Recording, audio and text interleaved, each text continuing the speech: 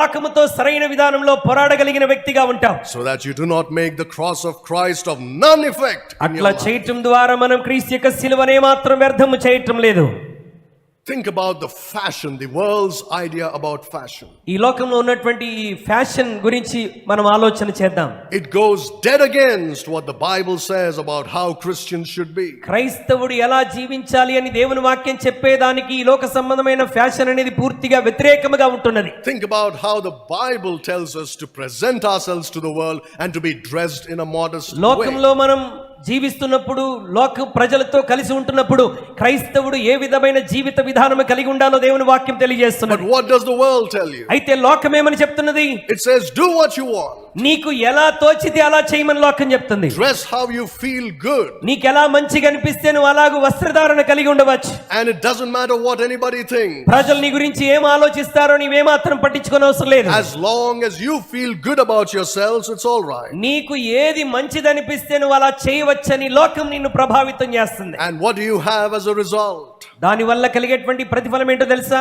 Men and women walking around half naked, very shameless. దేవుని ప్రజలైనటువంటి వారు మరి హాఫ్ నేకెడ్ గా అంటే వస్త్రహీనులుగా ఈ లోకంలో నడవటానికి ప్రయత్నం చేస్తున్నారు. Not God's people, the people of the world. లోకంలో ఉన్నటువంటి ప్రజలలాగా జీవిస్తూ ఉన్నారు. They do that. వారు ఆ విధముగా వారి ప్రవర్తన కలిగి ఉన్నారు. You see how it is at loggerheads with what the Bible says? అయితే దేవుని యొక్క వాక్యం ఏ విధంగా ఉండాలని తెలియజేస్తుందో తెలుసా? It says dress yourselves in modest apparel. మరి మాదిరికరమైన విధానంలో నిన్ను నీవు అలంకరించుకోవాలి. And the opposite of that is immodesty in the dressing, in the fashion of this world. దానికి వ్యతిరేకముగా మరి నైతిక విలువలు లేకుండా వస్త్రధారణ కలిగి జీవించాలని లోకం బోధిస్తున్నది. Christians have become so desensitized to this. మరి క్రైస్తవులు ఈ విషయంలో చాలా దిగజారిపోయినటువంటి పరిస్థితుల్లో కొన్నిసార్లు కనబడతారు. They're not sensitive to this issue anymore. ఈ యొక్క విషయంలో వారు ఏమాత్రం సున్నితంగా ఉండటం లేదు. That's because of the propaganda of the world. ఎందుకంటే లోకం ఇచ్చేటువంటి ఆలోచన వారి జీవితాల్లో ఆ విధంగా ఉంటున్నది. Their minds have been manipulated. వారి యొక్క మనస్సులను లోకం ప్రభావితం చేస్తున్నది. So they don't care anymore. కాబట్టి వారికి ఏమాత్రం పట్టించుకోవట్లా. It shocks me sometimes when I see Christians dressed immodestly. మరి క్రైస్తవులు లోక సంబంధముగా వస్త్రధారణ కలిగి ఉండడం చూసినప్పుడు కొన్నిసార్లు నేను చాలా ఆశ్చర్యపోతూ ఉంటాను. Now don't get me wrong, please. దయచేసి నన్ను తప్పుగా అర్థం చేసుకొనవద్దు. I'm not a legalist. నేను ఒక లీగలిస్ట్ గా ఉన్నటువంటి వాడిని కాదు. There are churches in some countries where the women are not allowed to enter the church hall if they are not dressed in a certain way.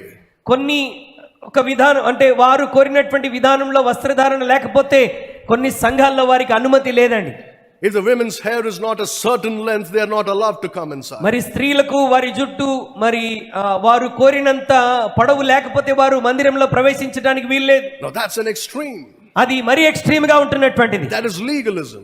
అది legalism. I don't believe the Bible teaches that. Bible ఆ విధంగా బోధిస్తున్నదని నేను విశ్వసించట్లేదు. Our God is a living God. మన దేవుడు జీవము కలిగిన దేవుడై ఉన్నాడు. He speaks to us individually, not just as a crowd. ఆయన ఏదో జనరల్ గా అందరితో ఒకే విధంగా కాదు, ఆయన వ్యక్తిగతంగా నీతో మాట్లాడేటువంటి దేవుడు. He knows you. ఆయన నిన్ను వ్యక్తిగతంగా ఎరిగినవాడు. He knows your mentality. ఆయన నీ యొక్క ఆలోచన విధానం ఎరిగినవాడు. He knows your strengths and your weaknesses. ఆయన నీ బలాలు బలహీనతలు ఎరిగినటువంటి వాడు. He knows you personally. ఆయన నిన్ను వ్యక్తిగతంగా గ్రహించినటువంటి And దేవుడు. he talks to you personally. ఆయన నీతో వ్యక్తిగతంగా మాట్లాడతాడు. If you are walking with him, నీవు దేవునితో కూడా నడిస్తే, if you're listening to his voice, నీవు ఆయన స్వరాన్ని కనిపెట్టి గ్రహించగలిగితే, he will tell you what he likes and what he doesn't like in your life. దేవునికి ఏది ఇష్టమో ఏది ఇష్టం లేదో దేవుడు నీతో వ్యక్తిగతంగా జ్ఞాపకం చేస్తాడు. So when you